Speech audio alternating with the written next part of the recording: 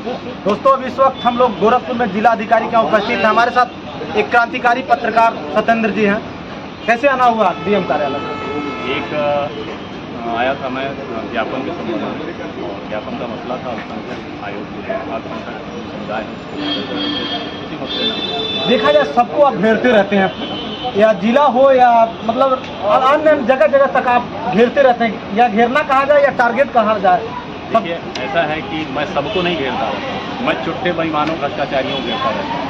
अब छुट्टे बेईमान भ्रष्टाचारी जो हैं वो हर जगह हैं, केवल सरकारी विभाग में नहीं है, प्राइवेट भी हैं, आपकी बिरादरी में भी हैं, मुझे भी आप छुट्टा कह सकते हैं। सबको कुछ न कुछ बोलने का अधिकार है। तो मैं उन छुट्टे को भ्रष्टाचारियों को घेरने में लगा रहता हूँ। बस मुझे क्या मतलब किस चीज़ की दरकार होती है कि सबूत मिल जाए, उससे पहले मैं इन चुट्टों को आप कैसे पहचान लेते हैं ये चुट्टा है वास्तव में? जब उसके हाथ कुछ जो है वास्तव में सबूत लग जाता है, चाहे सबूत पे कई सबूत होते हैं, इलेक्ट्रॉनिक डिवाइस के तौर पे लग जाए, उसकी ऑडियो लग जाए, उसकी वीडियो लग जाए, उसके खिलाफ कोई डॉक्यूमेंट्स लग जाए। सुनी सुनाई बातों पे मैं नहीं चलता। सुनी सुनाई बातों पे न चलने की वजह यह है कि आप किसी का मुंह नहीं रोक सकते। ये लोकतांत्रिक देश है और हम लोगों ने तो अपने प्रभु के भी आरोप लगाए हैं, तो हम और किसी और को क्या बख्शेंगे। तो आरोप जो है मौखिक तौर पे लगाने पे मैं विश्वास नहीं करता हूँ, और न कभी इस चीज़ का मैंने मतलब कभी फेवर नहीं। जिस तरह आप मतलब टारगेट किया जाए या घेरना कहा जाए, जिस तरह आप घेरते हैं उसी तरह आपको भी लोग घेरते हैं। तो घेरते जरूर है, लेकिन मेरा सबसे बड़ा फर्क उनके घेरने मेरे घेरने में यह है कि मैं जो घेरता हूँ वो आधार होता है, उसका एविडेंस होता है। आप जो घेरते हैं आज तक आपके पास एक एविडेंस नहीं। मैं तो चैलेंज करता हूँ। आपका कई ऑडियो वायरल हो चुका था कि आपको मारने होने की धमकी।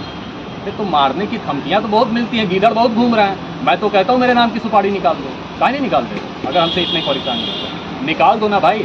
अब मुकदमे से नहीं डरा पाए, जेल से नहीं डरा पाए, तमाम कर दे, तो आपको सुपारी ही शेष बच गई है। मैंने कहा था जिला अस्पताल का जब मैंने चलाया था, जब मुझे धमकियाँ मिल रही थी, तो मैंने कहा था कि अब तुम लोग केवल मेरे नाम की सुपारी निकालो। अब सुपारी नहीं दिए, फिर से मुकदमा लिखवा दिए। अरे कितना आपने मुकदमा लिखवा दिया है, तो आपको क्या लगता है कि केवल आपके राइट से मुकदमा लिखवाने की? आपने एक लिखवाया है, बिना सबूत के लिखवाया है। मैं आपके खिलाफ 16 न लिखवाऊँ तो मैं पत्रकारिता छोड़ दूंगा और सबूत के आधार पे लिखवाऊंगा, इसी कोर्ट से लिखवाऊंगा, और रिटायरमेंट के बाद भी आप यहाँ तक नाचते रहेंगे इसी कचहरी में। मेरा दावा है, क्योंकि भ्रष्टाचारियों को मैंने कोई बख्शा नहीं। मतलब आपने भी ठान लिया है कि भगत सिंह बनना है तो बनना है? नहीं, भगत सिंह वो नहीं बनना है। मैं अपनी शहादत दे करके, मैं अपने आप को कुर्बान करके इस देश के लिए और ये जो भीरू समाज है, मैं इसको जो भीरू समाज है मैं उसके लिए कुर्बानी दे के अपने आप को जाया नहीं करूँगा।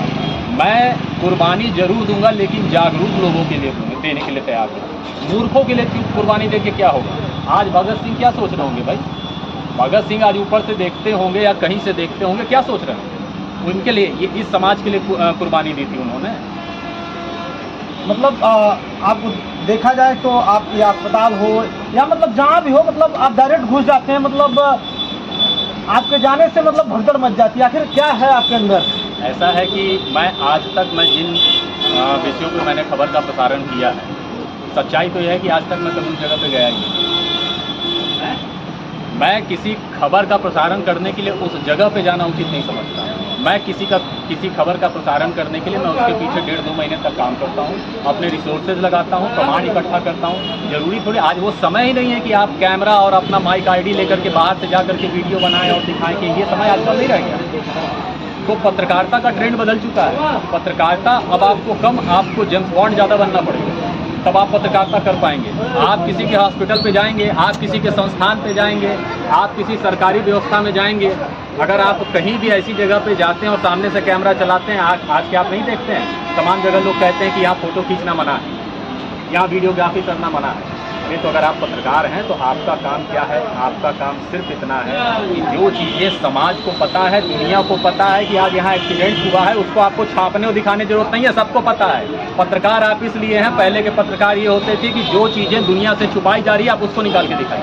ये पत्रकारिता है। फलानवा माला पहना दिया, फलानवा स्टेशन से रिसीव कर लिया, यहाँ एक्सीडेंट हो गया, कुत्ते बिल्ली लड़ गए, ये हो गया वो हो गया, पत्रकारिता है। घंटा पत्रकारिता इसको कहते हैं हम। और अगर आप 1.5-2 महीने में कुछ ऐसा खोज के लाते हैं जो जनता के सामने नहीं था, जो सिस्टम के सामने नहीं था, जो सरकारी मशीनरी के सामने नहीं था, वो आप खोज के लाइए ना। पत्रकार उसको कहते हैं। फलाने आ रहे हैं, बाइट ले लिया हमने, हाँ सर ऐसा क्यों हुआ, किसी ने बाइट दिया नहीं, और किसी ने दिया तो आपके मुंह में सवाल नहीं है। जब सवाल करने वाला व्यक्ति रहेगा तो सवाल डायरेक्ट मतलब मुंह में माइक डाल देगा। सवाल करने वाला व्यक्ति, वही तो कह रहा हूँ, मैंने आपको सवाल करने की आज़ादी दी है, मैंने आपको कहीं नहीं रोका।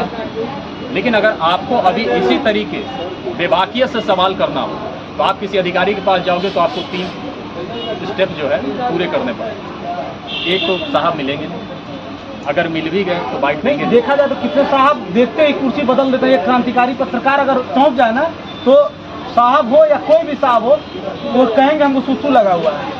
आप ये बताइए ना कि मुझे खबर चलाने के लिए बाइट की आवश्यकता है। आप बाइट नहीं देंगे तो मैं खबर नहीं चलाऊंगा।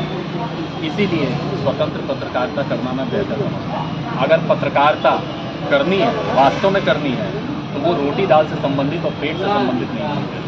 अगर आपकी पत्रकारिता आपके पेट से जुड़ी है तो आप कभी पत्रकार हो ही नहीं सकते। ये माना जाए तो पत्रकारिता दिन पे दिन पॉइंट उसकी गरिमा नीचे गिरती चली जा रही है। इसका रीजन क्या है? गिरती नहीं चली जा रही है, एकदम गिर के फैल गई है। पहले गिर रही थी, सीढ़ी से नीचे जा रही थी, अब तो फैल के जमीन पर रजाई बन चुकी है। बचा आखिर कारण क्या है? उसके नीचे नहीं जा सकती है। कारण है आप हमसे कारण पूछ रहे हैं। आप पत्रकारों के गिरने का पत्रकार है, इसीलिए मैं पत्रकार से पूछ रहा हूँ। नहीं, मैं पत्रकार तो नहीं हूँ, मुझे इस बिरादरी में मत डालिए। आप मुझे यह कह लीजिए, आप कह लीजिए पत्रकार, मैं पत्रकार नहीं, मुझे इस बिरादरी में मत डालिए। आप कलमकार कह लीजिए, मंजूर है।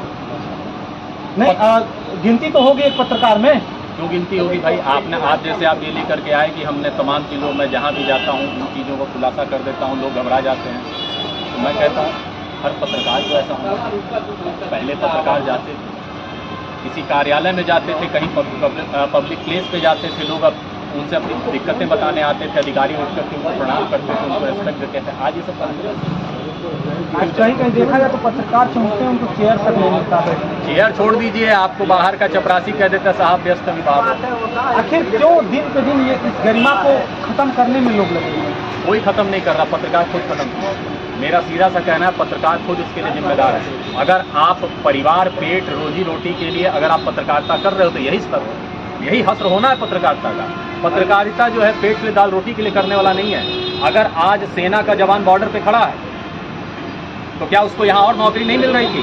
अगर उसको 60,000 सैलरी मिल रही है, 70,000 मिल रही है, तो बॉर्डर पे गोली खा करके अपने परिवार का पेट भरेगा नहीं। उसके दिल में जज्बा है देशभक्ति का, इसलिए वो सेना में बॉर्डर पे खड़ा है। आज जुडिशरी कायम है, तो जुडिशरी कायम है तो वो केवल अपने परिवार के लिए नहीं कायम है।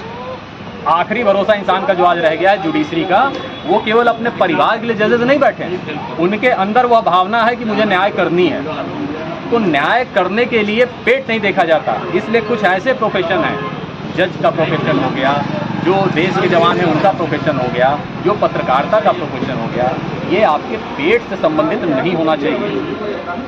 ये सैक्रिफाइस का प्रोफेशन है, ये दिल की आवाज़ सुनने का प्रोफेशन है, ये आपके अंदर भावना क्या है उसको जाहिर करने का प्रोफेशन है। अच्छा एक चीज़ और बताइए महोदय जी, एक अगर कोई किसी भ्रष्टाचार अधिकारी के खिलाफ अगर छापता है या चलाता है तो उसके ऊपर तमाम तरह के धाराओं लग जाती है। तो लग जाती है, तो आपने कब जवाब दिया? अगर आपने कोई भ्रष्टाचार का खुलासा किया और अगर आपके खिलाफ मुकदमा लिख दिया गया है तो आप ही जाइए ना, उसके ऊपर 14 मुकदमे लिखवाइए ना कचहरी से। धमकी भी मिलने लगती है, मुकदमा के बाद धमकी भी मिलती है। वो मिलने दीजिए, जिसको मारना होगा वो आपको डायरेक्ट मार देगा, धमकी नहीं देगा, ठीक। और मुझे चैन तब तक नहीं मिलेगा, चाहे जितनी आंख में खटक गया हूँ किसी के भी, मुझे चैन तब तक नहीं मिलेगा जब तक तुम लोग गौरी लंकेश की तरह मुझे सड़कों पे मार नहीं देते। तब तक मेरे अंदर अभी भी महसूस होता है कि मेरी पत्रकारिता में कमी है। जिस दिन गौरी लंकेश की तरह मुझे मार दोगे सड़कों पे, उस दिन मुझे लगेगा कि हाँ अब मेरी पत्रकारिता पूरी। बहुत बहुत धन्यवाद।